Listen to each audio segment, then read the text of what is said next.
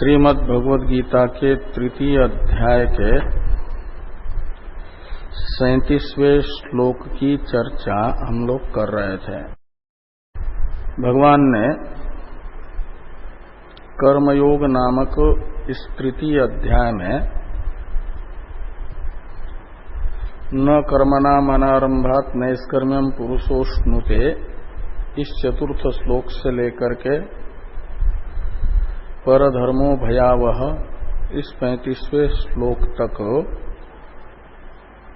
32 श्लोकों से ये बताया कि अविरक्त चित्त मनुष्यों को श्रेय प्राप्ति के उद्देश्य से स्वधर्म का अनुष्ठान आवश्यक है। स्वधर्मानुष्ठान ही उसके श्रेय शब्दित ज्ञान की प्राप्ति का साधन है और ज्ञान द्वारा मुक्ति दिलाता है। स्वधर्मे निधनम श्रेय परधर्मो भयावह इत्यादि उपसंहार करते हुए बताया। तो जैसे यमराज जी ने नचिकेता को श्रेय और प्रेय शब्द से बताई विद्या और अविद्या। विद्या है श्रेय, अविद्या है प्रेय। तो क्यों श्रेय से उपलक्षित विद्या तथा विद्या का बहिरंग साधनभूत निष्काम कर्म है, उसी में सभी के सभी प्रवृत्त नहीं होते। क्यों प्रेम में बहुत से लोग प्रवृत्त होते हैं, संसार की प्राप्ति का जो साधन है। नचिकेता के इस प्रश्न का उत्तर देते हुए मनुष्य के दो विभाग किए ना उन्होंने, धीर और मंद। तो जो धीर होता है उसे तो श्रेय और प्रेय ये दोनों भी प्राप्त होते हैं उसके सामने, लेकिन उन दोनों में से श्रेयो ही ध्येयो भी प्रेयसो वृणीते तयोरन्य क्या नाम वो जो है श्रेष्ठ प्रेष्ठ मनुष्य में तो संपरित्य विविनक्ति धीरा। विचार करके जो श्रेय की प्राप्ति का साधन है उसी का वर्ण विवेकी करता है और अविवेकी नहीं प्रवृत्त हो पाता श्रेय के साधन में। वो योग क्षेम निमित्तक प्रेय का ही वर्ण करता है। ऐसे अर्जुन ने यमराज नचिकेता जैसे यमराज से प्रश्न किया, ऐसे अर्जुन का एक प्रश्न है भगवान के प्रति 36वें श्लोक में कि ये जो मनुष्य है जो विवेकी भी हो वह भी अनर्थ का साधनभूत जो पाप है उस पाप में ही प्रवृत्त होता हुआ देखा जा रहा है। अविवेकी तो प्रवृत्त होता ही है, विवेकी भी प्रवृत्त होता हुआ देखा जा रहा है। तो ऐसा कौन प्रवर्तक है?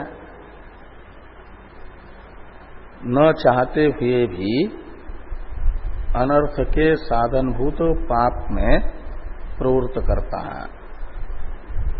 अथ केन प्रयुक्तोयम पापम चरति पुरुषः अनिच्छन् अपि वार्ष्णेय बलादिव नियोजितः। तो इस अर्जुन के प्रश्न का उत्तर 37वें श्लोक से भगवान दे रहे हैं। निश्चित ही अनर्थ के साधन में लगाने वाला शत्रु ही माना जाएगा। मित्र तो जिससे भविष्य में अनर्थ हो ऐसा कार्य कराएगा नहीं। जो अनर्थ उपलब्ध कराने वाला कार्य है वो कराता है, उसे वैरी ही माना जाता है। तो न चाहते हुए भी अनर्थ का साधनभूत पाप कराने वाला जो पाप में प्रवर्तक है उसे माना जाएगा जिससे पाप करा रहा है उसका वैरी ही, शत्रु ही। ऐसा शत्रु बताया 37वें श्लोक में, काम एषः, इस शब्द से एषः यानी त्वया पृष्ट, तुमने मनुष्य को पाप में प्रवृत्त करने वाला जो पूछा है कौन है करके, किसकी प्रेरणा से मनुष्य न चाहते हुए अनर्थ के साधनभूत पाप में प्रवृत्त होता है। जिसकी प्रेरणा से प्रवृत्त हो रहा है वह एषः कामः, स एष कामः, ऐसा लगाना। जिसे तुमने पूछा है पाप के प्रवर्तक को, वह पाप का प्रवर्तक ये काम ही है।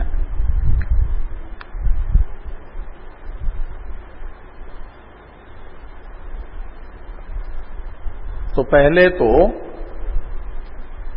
क्रोध को बताया, क्रोधात् भवति सम्मोह, सम्मोह स्मृति विभ्रम, स्मृति भ्रंशात् बुद्धिनाशो, बुद्धिनाशात् प्रणश्यति करके।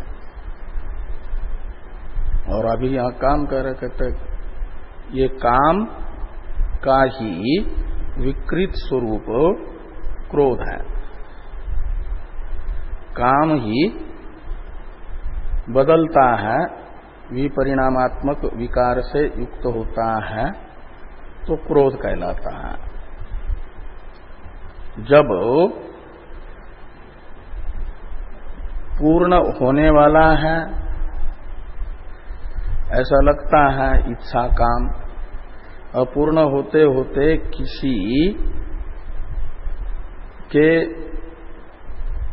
प्रयत्न से वो काम की पूर्णता नहीं हो पाई, अवरोध किसी ने उत्पन्न किया, तो अवरोध उत्पन्न करने वाले के प्रति, प्रतिबंधक के प्रति यही काम क्रोध का रूप धारण कर लेता, क्रोध बनता है। इसलिए कहा एषः क्रोध, ये प्रकृत काम ही क्रोध का रूप धारण करता है जब किसी से प्रतिबद्ध होता है, उपहत होता है। और ये उत्पन्न होता है किससे? रजोगुण समुद्भव। रजोगुण है समुद्भव यानी कारण जिसका। समुद्भव शब्द का अर्थ है समुत्पद्यते अस्मात् इति समुद्भव, ऐसी उत्पत्ति करते तो समुद्भव शब्द का अर्थ निकलता है उत्पत्ति का कारण। तो रजोगुण है समुद्भव यानी उत्पत्ति का कारण जिसका, उसे कहा जाता है रजोगुण समुद्भव। वो है पाप, क्या नाम है, काम। काम रजोगुण से निष्पन्न होता है। और रजोगुण समुद्भव में बहुरी समास करते हैं तो अर्थ निकलता है रजोगुण का कार्य है ये काम। और षष्ठी तत्पुरुष समास करते हैं तो रजोगुण समुद्भव का अर्थ निकलता है रजोगुण का कार्य, रजोगुण का कारण। रजोगुण से समुद्भव, रजोगुण समुद्भव, जो रजोगुण का समुद्भव यानी कारण है। तो दोनों प्रकार से इस विशेषण को काम के लगाया जा सकता है। और रजोगुण से उत्पन्न भी होता है, रजोगुण का कारण भी बनता है, प्रवर्तक भी बन जाता है। उद्भूत हुआ काम अंतःकरण में सत्वगुण को नहीं रहने देता या तमोगुण को भी नहीं रहने देता। जो काम यानी इच्छा से, तृष्णा से युक्त अंतःकरण है, वह मनुष्य आलसी बनकर के बैठ भी नहीं सकता और समाधि भी नहीं लगा सकता। तमोगुण से युक्त अंतःकरण जिसका है वो तो प्रमादी रहेगा, आलसी रहेगा, सोता रहेगा। ये तमोगुण का कार्य है। तो समझ अंतःकरण में तमः प्रधान है, रजोगुण सत्वगुण गौण है। यदि ध्यान में मन लग जाता है तो सत्वगुण प्रधान है, और ध्यान भी नहीं हो रहा है, आलस्य आदि भी नहीं है, तो रजोगुण प्रधान होता है। वो होता है जब अंतःकरण में काम तीव्र हो, इच्छा तीव्र हो, तो उद्भूत काम रजोगुण को अभिव्यक्त करता है, प्रवृत्त करता है, सत्वगुण को और तमोगुण को दबाता है, रजोगुण को अभिव्यक्त करता है। इसलिए उसे रजोगुण का समुद्भव यानी कारण कहा जाता है। तो रजोगुण समुद्भव येषः यानी यही जो काम है, ये क्रोध का भी रूप धारण करता है और रजोगुण का कारण है। अभिभूत रजोगुण जो है, सत्वगुण तथा तमोगुण से अभिभूत रजोगुण, उसे यह काम रजोगुण के अभिभावक सत्वगुण एवं तमोगुण के को अभिभूत करके रजोगुण को अभिव्यक्त करता है। इसलिए उसे रजोगुण समुद्भव कहा जाता है। और महाशन है का मतलब बहुत अनेक विषय विषयक हैं। महाशन शब्द का भाष्यकार भगवान अर्थ करेंगे महद विषयत्व। उसको पूरा करने के लिए जो भी विषय देते जाओ, जैसे अग्नि में कितने भी घी के टीन डालो, अग्नि शांत नहीं होता और प्रज्वलित ही होता है। ऐसे इसका भोजन बहुत अधिक है। भोजन है विषय, महद विषय है, और इसी के कारण महापापमा का मतलब यह काम पाप में प्रवृत्त कराता है। इसलिए पाप का कारण होने से इसे कहा जा रहा है महापापमा। बड़े बड़े पाप जो करता है व्यक्ति, कामना जिसके अंतःकरण में नहीं है, वो अनर्थ का हेतुभूत जो पाप है उसमें प्रवृत्त नहीं हो सकता। पाप का कारण, पाप के मूल में यही काम होता है।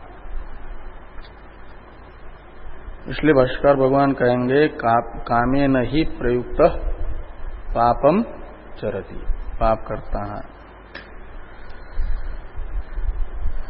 और पाप का फल शास्त्र कहता है अनर्थ। तो इस प्रकार यह काम ही अनर्थ के हेतुभूत पाप का आचरण करा करके मनुष्य के सामने अनर्थ को उपस्थित करता है। और जो अनर्थ उपस्थित कर दे, दुख उपस्थित कर दे, कष्ट प्रदान कर दे, उसे कहा जाता है शत्रु। शत्रु का कार्य कर रहा है, वैरी का कार्य कर रहा है, इसलिए वैरी है। तो भगवान ने कहा विद्धि-एनम इह वैरिणम। तो एनम यानी प्रकृतम कामम, ये जो काम है इसी को तुम वैरी के तरह वैरी समझो, का मतलब अनर्थ का मूल समझो। जो कुछ भी प्राणियों के सामने दुख उपस्थित हो रहा है, उस दुख का मूल कारण यही काम है। तो विधियेनम इह वैरिणम, भाष्य है इसका, मूल का अर्थ तो हम लोग देख चुके हैं, भाष्य को देखिए। काम एषः सर्वलोक शत्रु यन्निमित्ता सर्वानर्थ प्राप्ति प्राणिनाम। तो ये जो काम है यही लोक शब्दित जो प्राणी है उनका शत्रु है। और एक दो प्राणियों का नहीं, सर्वलोक शब्दित प्राणी मात्र का जो भी दुखी हो रहा है, दुख के मूल में देखेंगे साक्षात यदि कोई दुख का कारण है तो वो है काम। काम नहीं है तो अज्ञान होने पर भी दुख नहीं होता। नींद में अज्ञान है लेकिन कोई इच्छा नहीं होती तो दुख भी नहीं होता। और जागृत अवस्था में, स्वप्न अवस्था में अज्ञानी के अंतःकरण में कई एक अपूर्ण इच्छाएं होती हैं, और जिसकी इच्छाएं अपूर्ण बनी रहती हैं उसको बाहरी कितनी भी अनुकूलताएं हो, लेकिन आभ्यंतर अपूर्ण इच्छाएं उसे उस बाहरी अनुकूलताओं से सुखी नहीं रहने देती। उसको ये लगता है कि मेरे जैसा दूसरा कोई दुखी नहीं है। वो दुख, उसके दुख का मूल है ये इच्छा ही। इसलिए कहते हैं सर्वलोक शत्रु। कहते इसे शत्रु क्यों कह रहे हैं? कहते इसलिए कि यन निमित्ता सर्वानर्थ प्राप्ति। कहते इसी के निमित्त से प्राणियों के सामने सभी प्रकार के दुख उपस्थित हो रहे हैं। जिस किसी को भी दुख प्राप्त हो रहा है तो दुख के जड़ में यही है, इसलिए इसे शत्रु कह रहे हैं। इसे शत्रु कभी सुख नहीं देता, ऐसा ये कभी सुख नहीं देता, किसी को दुख ही देता है। तो यन निमित्ता सर्वानर्थ प्राप्ति प्राणिनाम स एष काम, ये काम ही है पाप में प्रवृत्त करने वाला। और यही काम जब किसी से प्रतिबद्ध होता है तो क्रोध का रूप धारण करता है।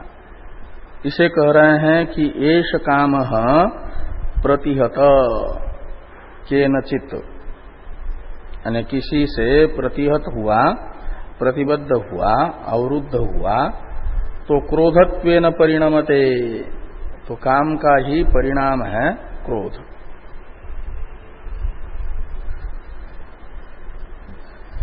विकृत स्वरूप काम का क्रोध है, वो विकार है, परिणामात्मक काम ही क्रोध के रूप में परिणत हुआ। अतः क्रोध अपि एष एव,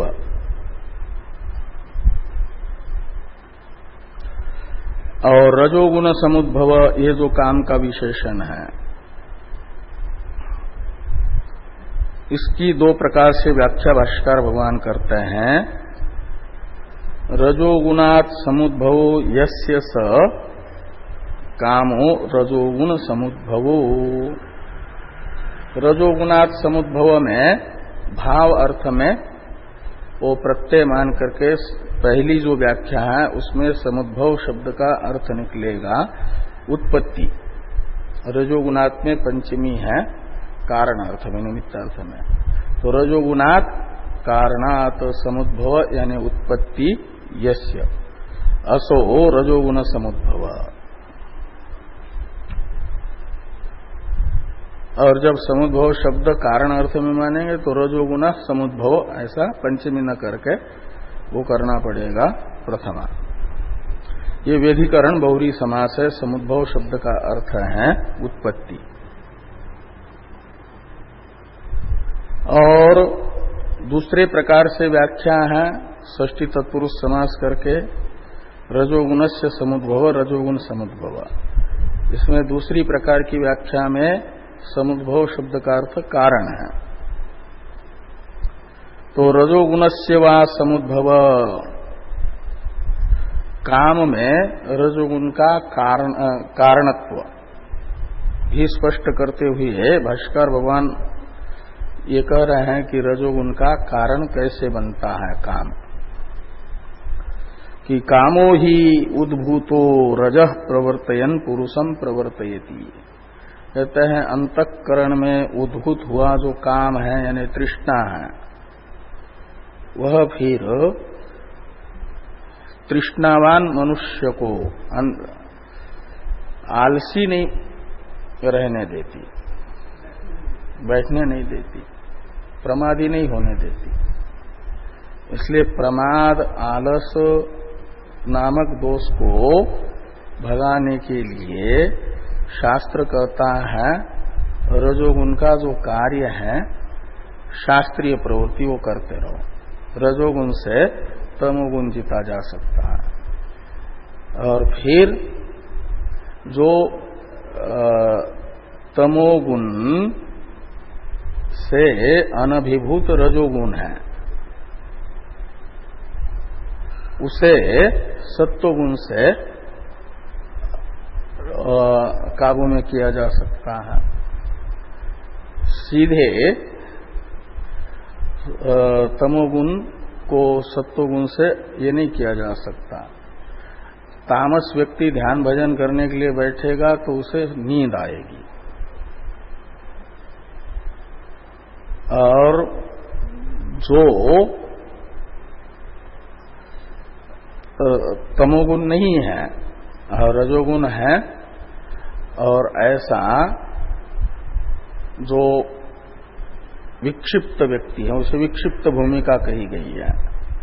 विक्षिप्त भूमिका वाला यदि ध्यान करने के लिए बैठता है और मानस प्रयत्न करता है तो वो अपने ध्येय में चित्त को प्रयत्न से समाहित कर सकता है। योग में जो 5 भूमिकाएं हैं ना, पहली 2 भूमिका है मूढ़ और क्षिप्त। तो मूढ़ तो तम प्रधान है, क्षिप्त है तमः सहकृत रजोगुण प्रधान, और विक्षिप्त है तमोगुण अभिभूत है रजोगुण प्रधान है। ऐसी भूमिका। लेकिन यदि उस सत्वगुण से सात्विक प्रयत्न करें, वहां विवेक भी रहता है विक्षिप्त भूमिका में। जहां तमोगुण अभिभूत है रजोगुण अभिव्यक्त है तो वहां सर्वथा अविवेक होता है, ऐसा नहीं, विवेक भी रहेगा तमोगुण अभिभूत होने से। तो विवेक होने से विवेक से मानस प्रयत्न कर लें तो बहिर्मुख जो प्रवृत्ति है आवृत्त चक्षु उसे किया जा सकता है। धीर व्यक्ति जो स्वभावतः इंद्रिया बहिर्मुख है उन्हें अंतर्मुख कर सकता है। तो इस प्रकार ये ध्यान भजन में फिर वो लग सकता है विक्षिप्त भूमिका वाला। तीसरी भूमिका है विक्षिप्त। चौथी में फिर विक्षिप्त भूमिका में अभ्यास करते करते एकाग्रता आ जाती है, फिर निरोध।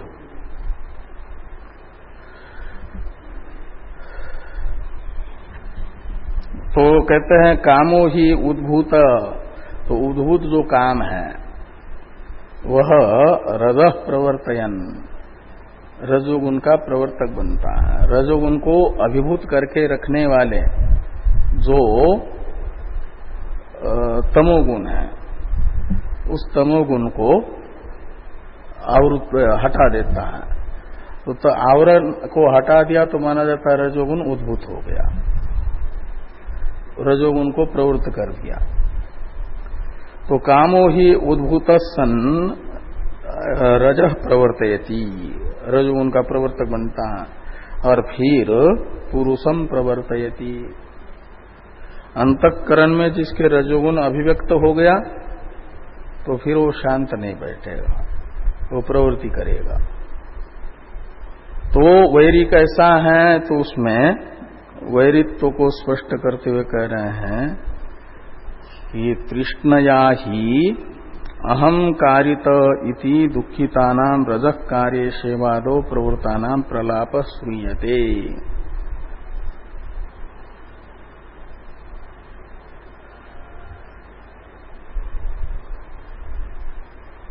तो रजोगुण का कार्य है प्रवृत्ति, सेवादि। वो विवेक युक्त अंतःकरण में अभिभूत हुआ जो रजोगुण है, वो शास्त्रीय प्रवृत्ति में प्रवृत्त करेगा सेवादि कार्यों में।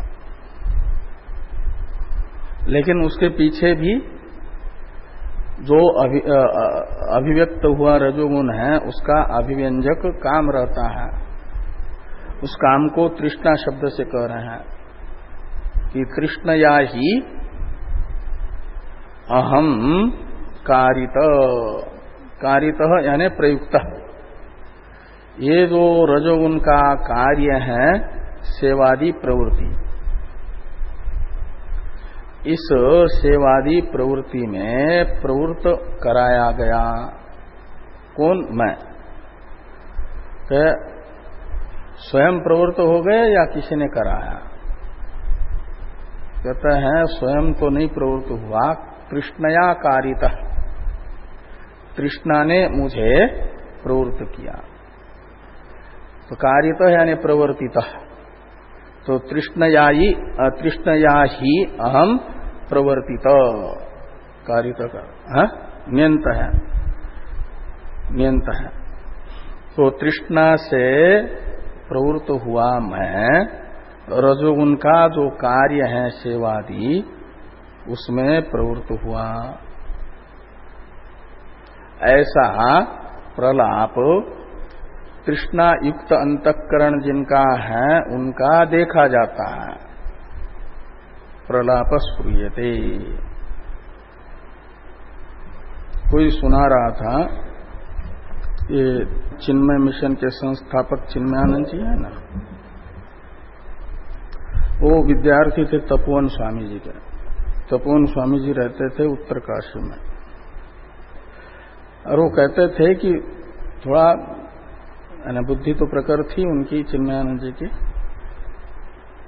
और तुम नीचे नहीं जाना, ज्यादा प्रवचन कथा आदि मत करो और प्रवृत्ति में मत रहो, थोड़ा यहीं रह करके स्वाध्याय कराया करो। लेकिन थोड़ा बहुत मन में होगा, लेकिन बाद में जब तपोवन स्वामी जी तो शांत हो गए थे, बहुत सी प्रवृत्तियां इनकी शुरू हो गई थी, खूब आश्रम आदि बन गए थे, तो कहते हैं एकांत में बैठते थे तो किसी अपने लोगों को कहते थे कि मैंने तपोवन स्वामी जी की बात को नहीं माना, मन में जो था वो करता रहा, तो अभी 50 समस्याएं आई जाती हैं। तो एकांत में ऐसा कहते थे, कहता है कि उनकी बात मानता तो ये सब न होता। तो मन में जो इच्छा होती है उससे ही प्रवृत्त होकर के शिवादि कार्यों में फिर ये प्रलाप जो शुद्ध अंतःकरण हो जाता है, तो सही सही आत्म परीक्षण भी करता है ना, ईक्षण, आत्म ईक्षण वाला व्यक्ति ही ये पकड़ भी सकता है, नहीं तो ये सहसा पकड़ में भी नहीं आते दोष। ये पकड़ में भी आ रहे का अर्थ है कम से कम फिर शत्रु बुद्धि हो जाए तो इसको निकाल तो सकते हैं। तो ऐसे लोग ही तृष्णया ही अहंकारित इति दुखितानां रजः कार्ये सेवादो प्रवृत्तानां प्रलाप श्रूयते। महाशनो, तो ये रजोगुण समुद्भव विशेषण की व्याख्या हो गई दो प्रकार से। अब महाशन ये जो विशेषण है काम का ही, इसकी व्याख्या कर रहे हैं भाष्कर भगवान कि महाशनो यानी महद अशनम अस्येति महाशन। अशन शब्द का अर्थ है भोजन, भोजन यानी विषय, इच्छा का भोजन होगा उसका विषय। तो महद अशनम अस्य इति महाशन, यानी बहुत विषय विषयक है, कितने भी विषय इसके बन जाए तब भी शांत नहीं होता, कभी काम इच्छा पूर्ण नहीं होती। इसलिए अतएव महापाप्मा,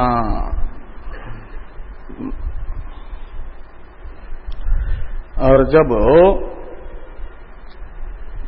बहु विषयक होने से, अतएव का अर्थ हुआ महाशन होने से ही,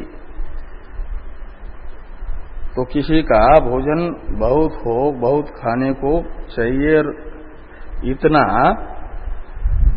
नहीं प्राप्त कर सकता जायज मार्गों से, तो चोरी आदि करके भूख जो है क्या नहीं कराती, भूखा क्या न करता कहते हैं।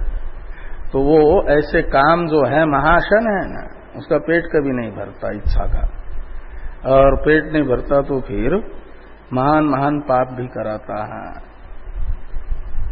तो इसलिए कहते हैं महापापमा। इसमें महापापमत तो ही स्पष्ट करते हुए कह रहे हैं कि कामेन ही प्रेरितो जंतु पापम करोति,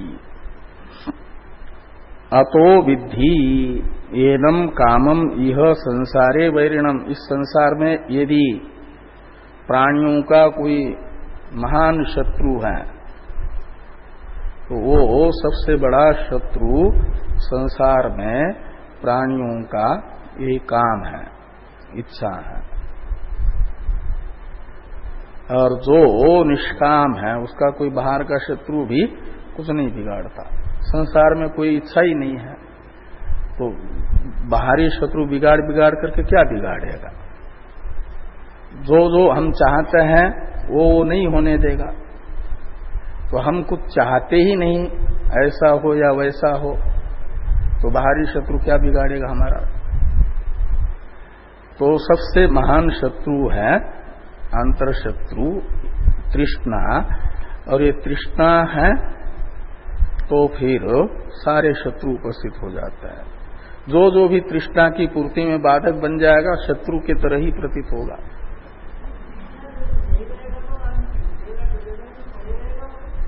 हाँ हाँ, तो अच्छा ही तो है, तो मस्ती नहीं चाहिए क्या? क्या क्यों नहीं जाएगा? वो जाता है, वो जाता है। ये है कि शरीर को चलाने के लिए भोजन आदि तो करेगा ही, प्रारब्ध की इच्छा होती है। काम और इच्छा में थोड़ा अंतर है पंचदश में। हाँ हाँ, तो प्रारब्ध से उतनी इच्छा हो जाती है। काम और इच्छा में अंतर है दोनों में। काम, उस इच्छा को काम कहते हैं जो अध्यास पूर्वक होती है, वो काम। और केवल प्रारब्ध निमित्तक हो जाए वो इच्छा, उससे कष्ट भी नहीं होता, वो दुख का कारण नहीं बनती। केवल प्रारब्ध निमित्तक जो इच्छा है वो अपना प्रारब्ध ने इच्छा उत्पन्न कर दी, उस इच्छा से प्रवृत्ति हुई, उतनी प्रवृत्ति से प्रारब्ध का भोग पूरा हो गया, वो इच्छा चली गई। और काम जो है ना, वो नए नए संस्कार उत्पन्न करता और संवर्धन करता है। और जिसके अंदर अध्यास नहीं है, मात्र अविद्यालेश पर टिका हुआ प्रारब्ध है, उसके अंदर प्रारब्ध भोग अनुकूल प्रवृत्ति की हेतुभूता इच्छा हो जाती है। वो उतनी प्रवृत्ति करा करके प्रारब्ध को भोगने के लिए आवश्यक जितनी प्रवृत्ति है उतनी प्रवृत्ति करा करके समाप्त हो जाता है। वो इच्छा समाप्त हो जाती है, नई परिस्थितियां उत्पन्न नहीं करती। और ये पता चलता है स्वयं के अंतःकरण से। वो इच्छा जो है दुख को भी उत्पन्न नहीं करती, उस प्रवृत्ति से अंतःकरण अंदर से प्रभावित नहीं होता, वो आत्मानंद में बाधक नहीं बनती, उसका ये प्रलाप भी नहीं रहेगा कि कृष्ण या ही अहम कारित इत्यादि। ये तृष्णा है काम, अध्यासवान व्यक्ति जो मन को मैं समझ रहा है और मैं समझ करके मन के धर्म दुख को अपना धर्म समझेगा, वही दुखी होगा। और अध्यास इसी को कहते हैं ना अनात्मा अंतःकरण आदि में आत्मबुद्धि, आत्मबुद्धि करके जो इच्छा होती है वो काम कहलाता है, वो दुख का कारण बन जाती है।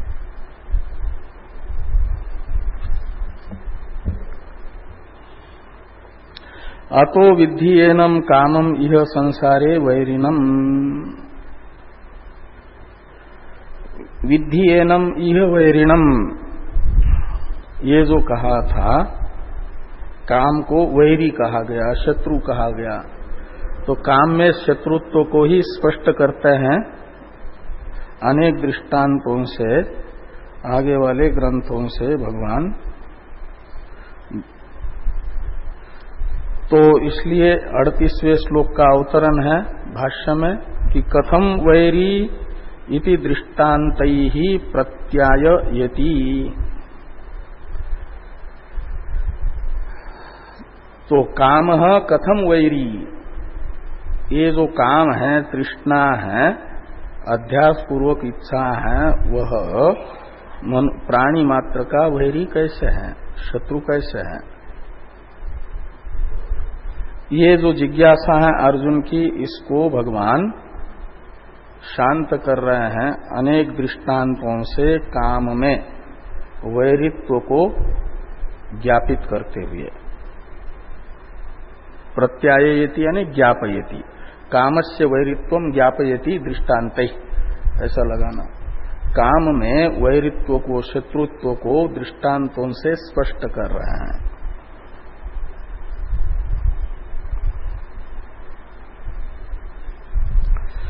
तो 38वें श्लोक का उच्चारण किया जाए। धूमेनाव्रियते वह्निर्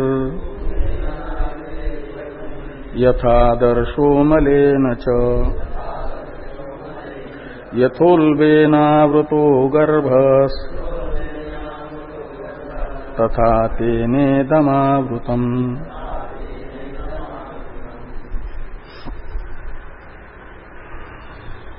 तो यथा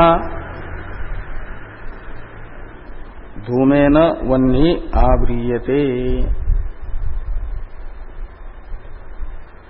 तो वह्नि को आवृत्त करता है धूम, धूम से आवृत्त होता है वह्नि। जैसे एक दृष्टांत है, वह्नि का स्वरूप पूरा पूरा स्पष्ट नहीं हो पाता धूम के कारण। वह्नि आवर्त्य है और आवर्तक है धूम, और ये दोनों सहज हैं। सहज है का मतलब साथ साथ उत्पन्न होने वाले, वह्नि के साथ ही उत्पन्न होता है धूम और वह्नि को आवृत्त करता है। ऐसे दूसरा है एक मलेन यथा आदर्श आव्रियते, आदर्श के साथ ही मल उत्पन्न नहीं होता, मल आगंतुक है, आवरण, और उस आगंतुक आवरण से आवर्त्य जैसे आदर्श हैं, दर्पण है, और एक है उल्ब। तो यथा उल्बेन आवृतो गर्भ, तो गर्भ है गर्भस्थ शिशु, और गर्भस्थ शिशु को चारों ओर से अवरुद्ध करके जो उल्ब शब्दित जरायु है वह आवृत्त करके रखता है, अवरुद्ध करके रखता है। तो ये तीन दृष्टांत है, भाष्यकार भगवान कहेंगे कि स्पष्ट अर्थ है। दार्ष्टान्तिक अर्थ को विशेष रूप से स्पष्ट करने के लिए तीन दृष्टांत हैं। और धूम एक सहज आवरण है, ऐसे एक सहज काम और आगंतुक काम मल के तरह, और ये उल्ब के तरह चारों ओर से आवृत्त करके रखने वाला एक, कहते तीनों प्रकार से आवृत्त करके रखने वाला ये काम है। किसको? तो कहते तथा दार्ष्टान्तिक बताया चतुर्थ पाद में, तथा तेन इदम आवृतम। तेन यानी प्रकृतेन कामेन, तेन ये सर्वनाम है। पूर्व श्लोक में जिसे प्रवर्तक बताया है पाप का, पाप में प्रवर्तक बताया है जिस काम को, उसको यहां पर तेन शब्द से लीजिए काम को। तो तेन यानी कामेन, इदम शब्द से ग्राह्य जो ज्ञान है उसे आगे कहा जाएगा 39वें श्लोक में, आवृतम ज्ञानम एतेन। इस तेन इदम आवृतम, इस वाक्यस्थ इदम शब्द वक्षमान 39वें श्लोक में जो ज्ञान है उस ज्ञान का परामर्शक है। इदम का अर्थ है ज्ञानम, तेन यानी कामेन आवृतम। ज्ञान है विवेक, और विवेक ज्ञान इस काम से आवृत्त है। यानी ज्ञानी भी पापाचरण में प्रवृत्त हो जाता है। वो कहा अनिच्छन अपिवार्ष्णेय बलादियो नियोजित।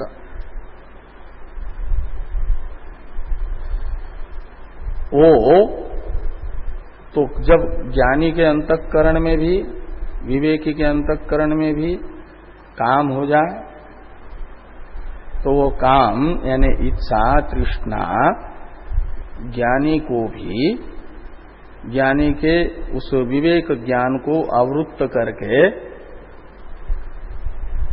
जैसे धूम वन्य को आवृत्त करता है, जैसे दर्पण को मल आवृत्त करता है, जैसे जरायु गर्भ को वेष्टित करता है, ऐसे ज्ञान को वेष्टित करके रख देता है काम, और अपने कार्य जो रजोगुण का कार्य है सेवादि प्रवृत्ति उसमें प्रवृत्त करता है,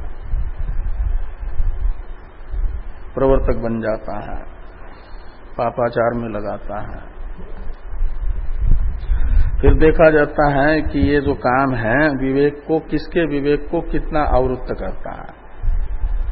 यदि थोड़ा ही आवृत्त करके रखा है तो शास्त्रीय प्रवृत्ति में लगाएगा, बहुत ज्यादा आवृत्त करके रखा है तो फिर पापाचार में भी लगाएगा, स्वाभाविक प्रवृत्तियों में भी करे।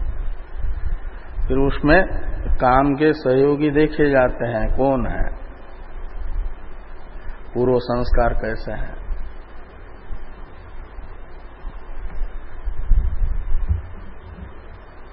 तो थोड़ा भाष्य है, भाष्य को देखिए। धूमेन, तो धूमेन का विशेषण है सहजेन। ये जो आवरक है धूम वह्नि का, वो सहज आवरक है। सहज का मतलब सहज आयते थी सहज, साथ साथ उत्पन्न होने वाला। आवर्त्य जो अग्नि है उसके साथ ही उत्पन्न होता है और अपने साथ उत्पन्न हुए अग्नि को आवृत्त कर देता है। वह्नि कैसा है तो कहते प्रकाशात्मक। तो प्रकाशात्मक वह्नि का आवरक धूम है, उसमें आवरकत्व सिद्ध करने के लिए धूम का विशेषण है अप्रकाशात्मकेन। सहजेन अप्रकाशात्मकेन धूमेन यथा प्रकाशात्मक वह्नि आवरीयते। एक दृष्टांत है दूसरा दृष्टांत है यथावा आदर्शो मलेन च। और तीसरा दृष्टांत है यथा उल्बेन गर्भवेष्टनेन जरायुना आवृत आच्छादित गर्भ तथा तेन इदम आवृतम।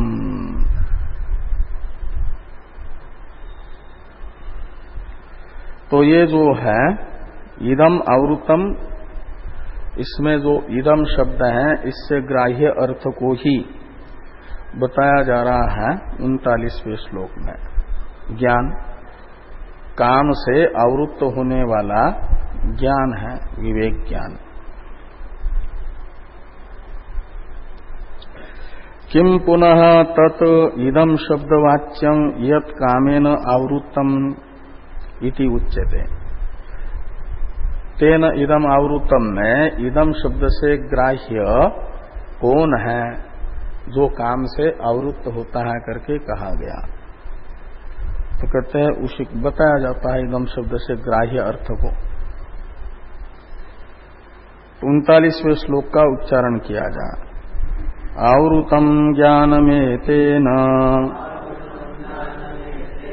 ज्ञानिनो नित्यवैरिणा कामरूपेण कौन्तेय दुष्पुरेणानलेन च। एतेन प्रकृतेन कामेन, एतेन सर्वनाम है ना, प्रकृत अर्थ का परामर्शक रहेगा। प्रकृत है काम, तो कामेन ज्ञानम आवृतम। तेन इदम आवृतम इस वाक्य में कहा था कि तेन यानी कामेन इदम आवृतम, तो इदम कौन है तो ज्ञानम, ज्ञान है विवेक ज्ञान।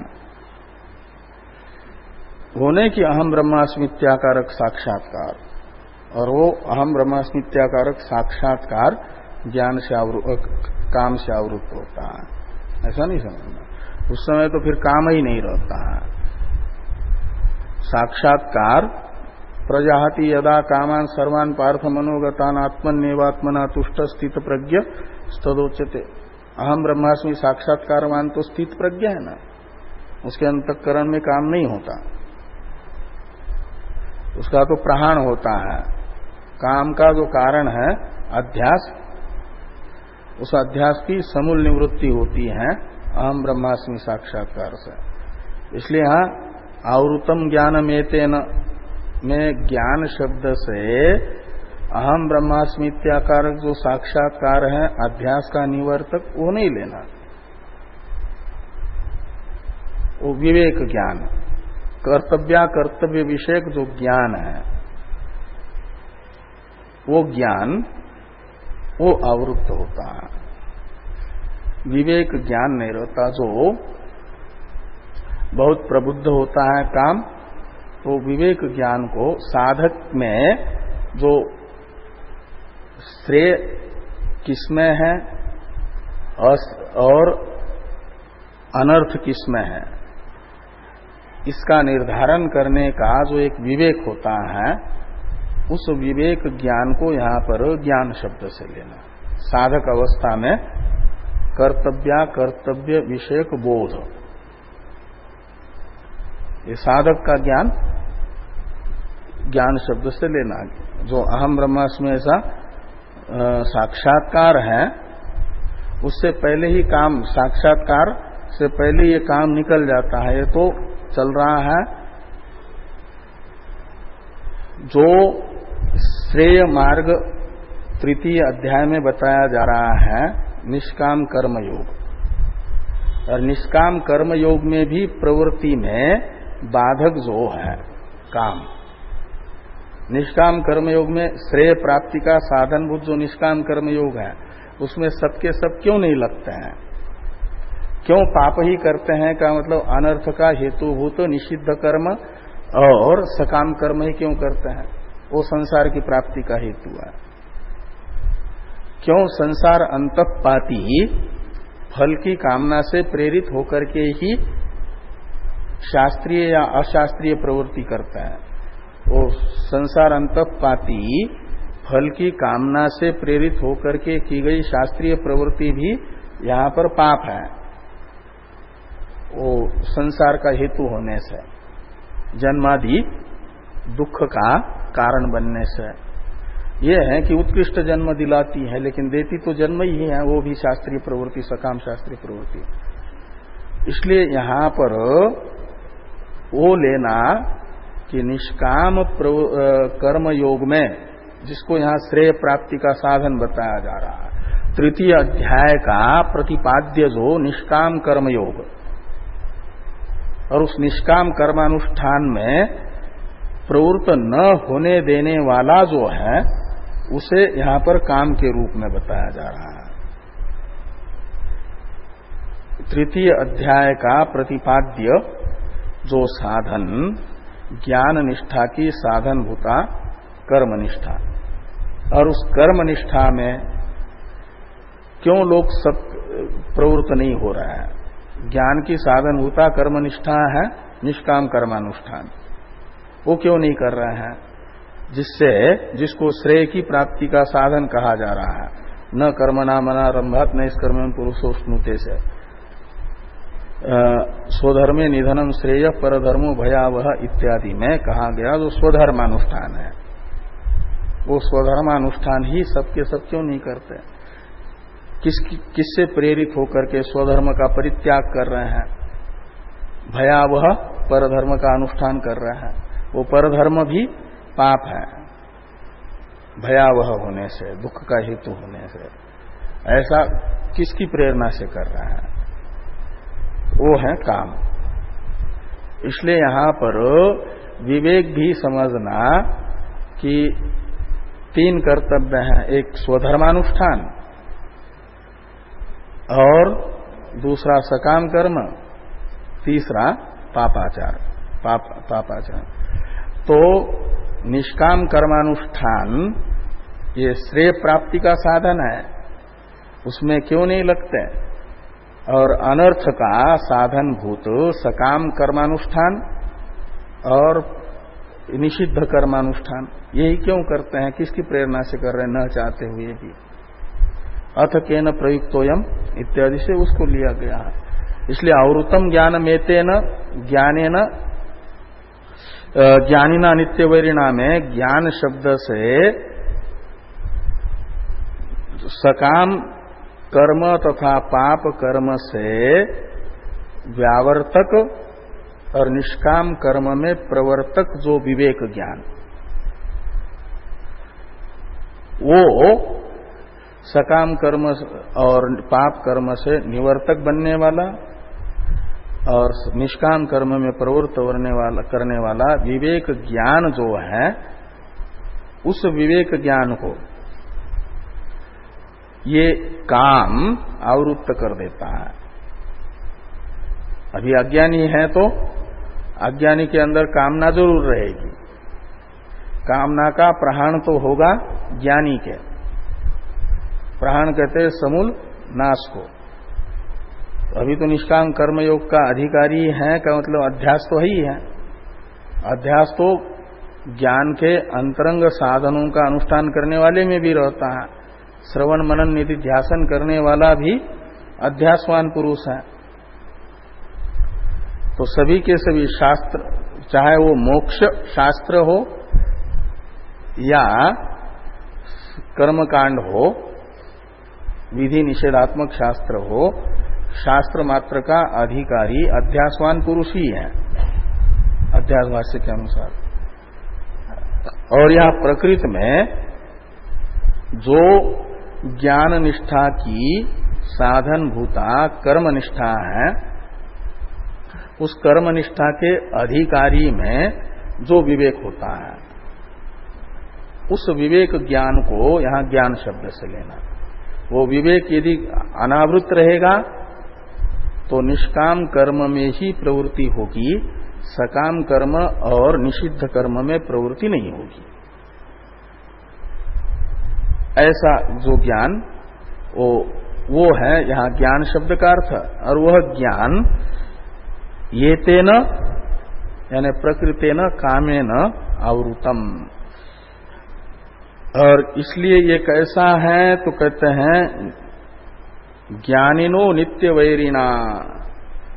ये ज्ञानी का काम जो है ज्ञानी का नित्य वैरी है। अज्ञानी का भी वैरी है, लेकिन अज्ञानी का वो नित्य वैरी नहीं है काम, और ज्ञानी का नित्य वैरी है। अज्ञानी को जब कामना होती है उस समय कामना मित्र के तरह भाषित होती है,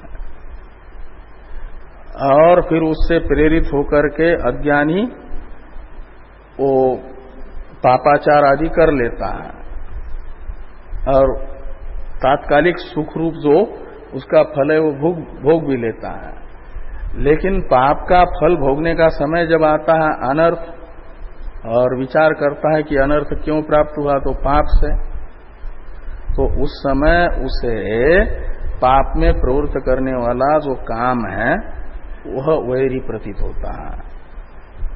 जब काम से प्रेरित होकर के पाप किया और पाप का फल भोगने का समय आया अनर्थ रूपी, तब खोजता है इस अनर्थ का कारण, तो उसे प्रतीत होता है काम। परिणाम में जाकर के शत्रु प्रतीत हो रहा है, शुरू में नहीं। जिस समय अंतःकरण में उदित हुआ काम उस समय वो ऐसा प्रतीत नहीं होता। लेकिन ज्ञानी को तो, यानी विवेकी को, जिस समय काम उसके अंतःकरण में आता है उस समय भी शत्रुवत ही प्रतीत होता है। लेकिन कई बार देखता है कि वो साधक है ना, नित्य अभी विवेक है, लेकिन विवेक सर्वथा इसी की जय हो ऐसा तो होता नहीं। वो असुर और देव दो प्रकार की प्रवृत्तियां बताई नहीं इंद्रियों की। कभी कभी आसुरी प्रवृत्ति भी बलवती हो जाती है, तो दैवी प्रवृत्ति रूप जो देवता है, शास्त्रीय प्रवृत्ति रूप, ये हार जाते हैं। हारने का अर्थ यही है कि देख रहे हैं कि हमको करना चाहिए ये, लेकिन करने जा रहे हैं ये हमारा जो शत्रु है काम, वो प्रबल होकर के ये करा रहा है। ऐसा उस समय भी उनको लगता है और उस समय भी दुखी होता है। लेकिन केनापि देवेन हृदि स्थितेन यथा नियुक्तोस्मि तथा करोमि के तरह वो हो जाता है, तो प्रवृत्त हो जाते। लेकिन उस समय भी आता है, उस समय भी प्रवृत्ति होती है, उस समय भी, और जब फल भोगना होता है उस समय भी, तीनों कालों में वो शत्रुवत प्रतीत होता है काम, जिस कारण से, उस कारण से ज्ञानी का नित्य वैरी है।